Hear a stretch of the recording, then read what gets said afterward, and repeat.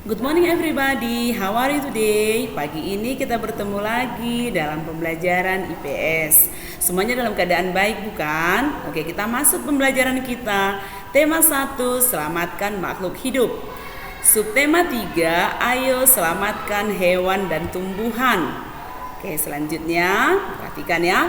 Di pembelajaran sebelumnya kita sudah belajar negara-negara ASEAN, tapi kita sudah mempelajari sosial budaya dan ekonomi. Kali ini kita akan membahas keadaan politik di negara-negara ASEAN. Oke, perhatikan ya. Kawasan Asia Tenggara merupakan wilayah yang luas perairannya lebih besar dibandingkan dengan luas daratan. Keputusan-keputusan terkait permasalahan kelautan banyak dibahas oleh sebagian besar negara-negara ASEAN. Jadi contohnya seperti Indonesia juga ya, lebih luas lautan daripada daratan, sehingga negara Indonesia disebut sebagai negara maritim. Negara-negara di kawasan Asia Tenggara mempunyai sistem pemerintahan yang berbeda-beda. Namun pada dasarnya semua berbentuk republik. Jadi berbentuk republik dan kerajaan. Jadi kecuali yang di sini saya jelaskan ya, kecuali Thailand, Kamboja, Laos, Malaysia dan Brunei Darussalam yang berbentuk kerajaan. Oke, perhatikan ya. Untuk menambah pengetahuanmu tentang kondisi politik negara-negara ASEAN, bacalah teks bacaan berikut.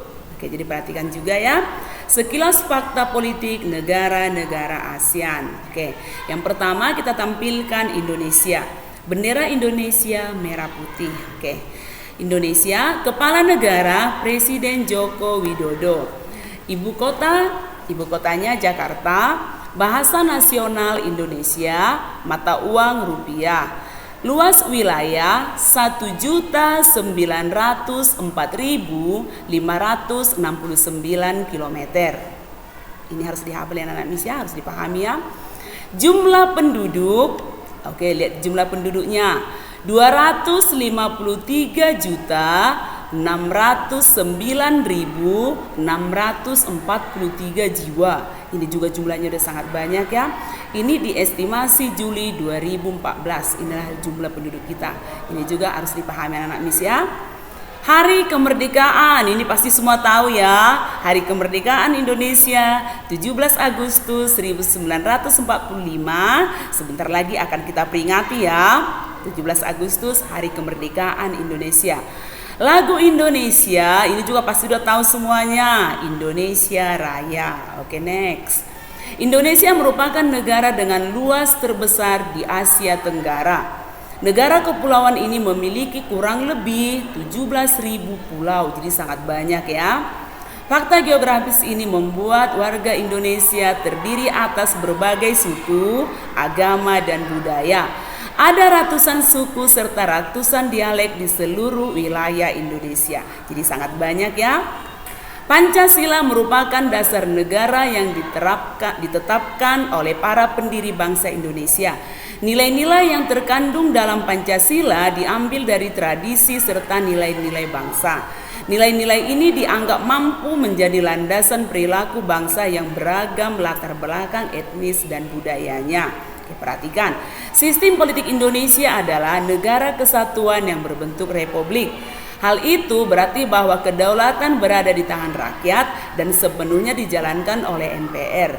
Indonesia menganut sistem pemerintahan presidensil, artinya presiden berkedudukan sebagai kepala negara dan kepala pemerintahan. Oke, selanjutnya kita masuk yang negara kedua, Myanmar. Oke, perhatikan ya. Perhatikan ini negara Myanmar. Kepala negara Presiden Tin Kyaw. Ibu kota Naypyidaw. Bahasa nasional Myanmar. Mata uang Kyat. Luas wilayah 676.578 km. Jumlah penduduk, perhatikan jumlah penduduknya ya. 55.246.253 jiwa. Estimasi Juli 2014. Hari kemerdekaan, perhatikan hari kemerdekaannya 4 Januari 1948 dari Inggris.